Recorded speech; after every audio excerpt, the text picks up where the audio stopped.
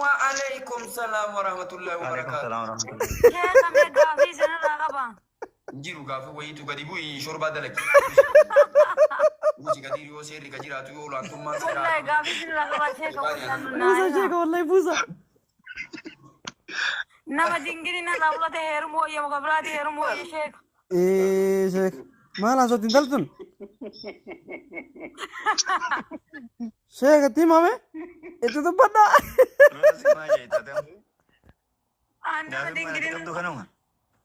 ايه ولا نما دينجرينا رغبا تيت حرام ما هو سهيرمو يا مقبرات هيرمو يا دارا. Kujecun amat, kujecun amat.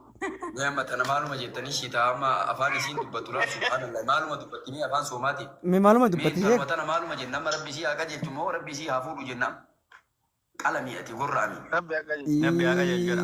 شيخ أنا بارنا شيخ أنا بس ما تنجل أنا أبارنا شيخ هو مسنجابة شو مسنجابة دي. كميتي وانا كنا دبتة كميتي نما كبجان كبدو إنت لنا ما كبجاتي متي كب أموتي نما ألفاتا الرابطة مي أردا أموتي ألفاتو الرابطة مي أبي كبتنا رامتي والله نرد كميتي وانا كنا أزويتا على ميجي تشوفا بارساتي قرامي أبو سبحان الله مالي أبانا كنا كاسو تدبرتي نمني أموت تهاساي تنام أكم شيخ هروبي تيبر اللي إنسان رجلت مولا فرجلت مو أديسي سنتي أتي تيك توكي بنتي أديسي سنتي هنا ساني جتشارة جتي هاسويتا هنا سان جتشارة أوتي هاسيتا ما الجتشو أتما كثير نما كان أول سنتي هاسو سيسو ديفاما شيخ ما التي ديفاما أموتي من بالجنان كيتو ديفاما لما تنزل Ashama harkafuuni akkam jirtu hordoftoota chaanaalii alamtoob nagaa keessanii ani nagaadha isiniin jedha baga nagaa qabaattanii dhugaa dubbachuudhaaf bara itti shamarran safuu wallaalte keessa jirra. Mee warroonni dura maatii naaf hin taane sumaan maatii naaf ta'a jecha warroonni maatii naa taatan immoo laayikii gochuu hin dagatinaa. Mee safuu wallaalte shamarran nama kabajaa nama adda duree amantaa tokko ta'e jechaadha.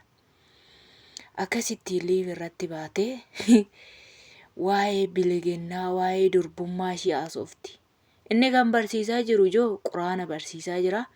Ishiin immoo kan gaafattu nama durbummaa kiyyaa dura itti kenne sanaa yoon isatti hirmuu baadhe haraama moo halaala? Kun amma gaaffiidha joo. Mee maal jechuudha? Mee maal inni safuu wallaaluun amma naga'u siniin jedha. Ani shamarran kun dhugaa rabbii ija babaafte sirumasaa. Shamarran hunda osoo hin taane tokko tokko jiru gaariin. Kun amma gaaffiidha. Gaaffii jedhama. Eessa haraama akka ta'e eessa halaala akka ta'e ishiin adda baafattee hin beektu. Maaltu cubbuu akka ta'eef maaltu cubbuu akka hin taane hin beektu. Kun immoo karaa itti gaafatamuu qabu asinidha. Nama onlaayinii irra teessitu namni baay'een nama kana irraa quraana barachaa jira. Ishiin immoo kan ishiin gaafattu waan biraadha. Mee maal jechuudha? Maali waan akkanaa? Maali uummanni kun dhugaa rabbiiti?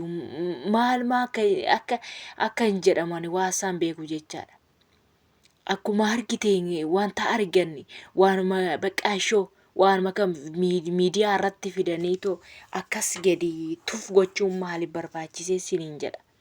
Kana dhugaa rabbi afaa soomaa irra jirti dhuguma jedhe sheekaroobee soomarra jirti.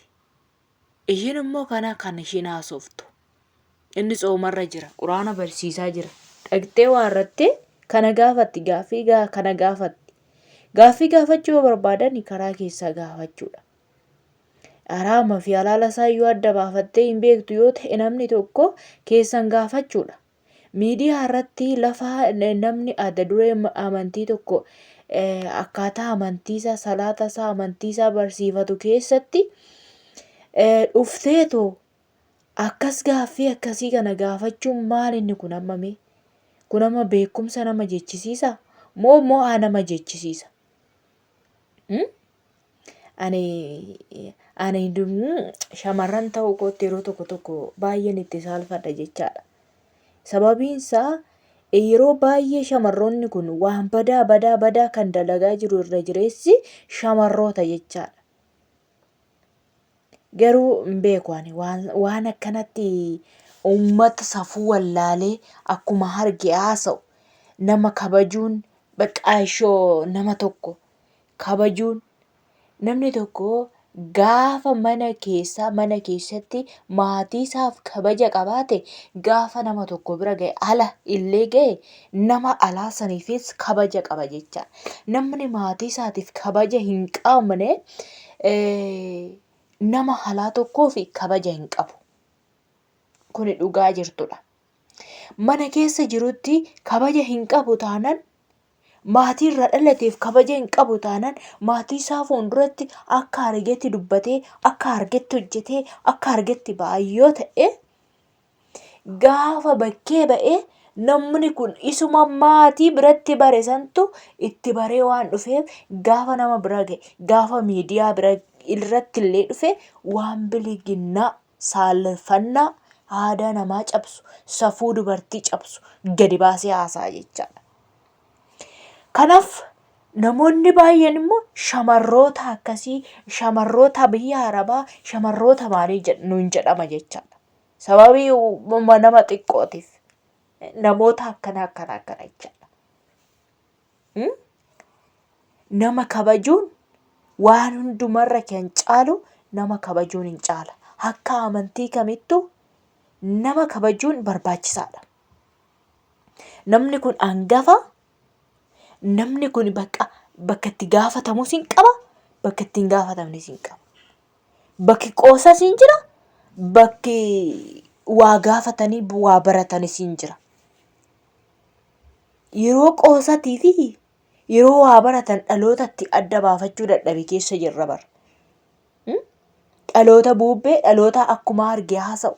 Dhaloota akkuma arge waanuma keessa isaa itti dhufe waanuma sammuun isaa kun itti guutame kana haasa'u jechaadha. Mee amma maalidha kun? Soomana maal soomti qaama? Maal kadhatti?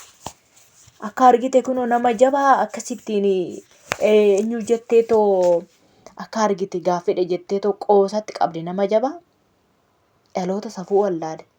Kun yoo gaa'ela dhaabbatte bultiis yoo dhaabbatte abbaa manaa ishiitiif safuun kennitu kan akkanaa kun abbaa manaa ishiin kabajju kabajaa namaan qabdu jechaadha.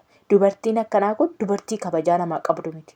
Keessattuu dhiironni dubartii kabajaa haadhaaf abbaa hin qabne itti siqina. Haadhaaf abbaa ishiitiif yoo kabajaa qabaatte gaafa si bira dhufte siifillee kabajaa qabdi jechaadha. Maatii keetiif kabajaa qabdi. Jiruuf jireenya jiraattan keessatti kabajaadha wajjin jiraattu.